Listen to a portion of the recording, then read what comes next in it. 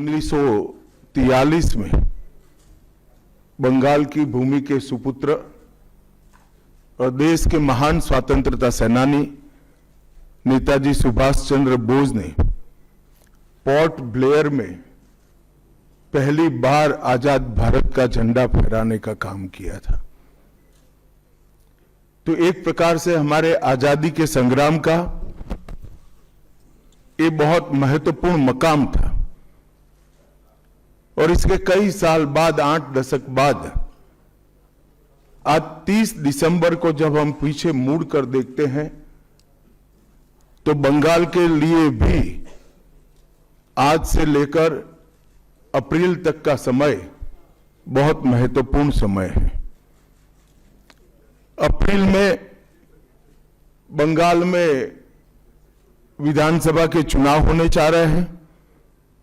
भय, भ्रष्टाचार, कुशासन और घुसपैठ की जगह विरासत, विकास और गरीब कल्याण की एक मजबूत सरकार बनाने का बंगाल की जनता का संकल्प बंगाल में जहां पर भी जाते हैं वहां दिखाई पड़ता है। तृणमूल कांग्रेस के 15 साल के शासन में भय, भ्रष्टाचार और कुशासन और विशेषकर घुसपैठ से बंगाल की जनता चिंतित भी है, भयभीत भी है और आशंकित भी है। हम भारतीय जनता पार्टी के सभी कार्यकर्ता बंगाल की जनता को आश्वासन भी देना चाहते हैं और वादा भी करना चाहते हैं कि मोदी जी के नेतृत्व में बंगाल में भारतीय जनता पार्टी की सरकार बनने के साथ ही यहां की विरासत को हम पुनर्जीवित करेंगे। विकास की गंगा फिर से बड़ी तेज गति से बहेगी और गरीब कल्याण, जो बंगाल का आज बहुत महत्वपूर्ण मुद्दा बना है, देश भर में जहां जहां एनडीए सरकारें हैं, भाजपा सरकारें हैं, हमने गरीब कल्याण को प्राथमिकता दी है। यहां पर भी गरीब कल्याण को प्राथमिकता दी जाएगी।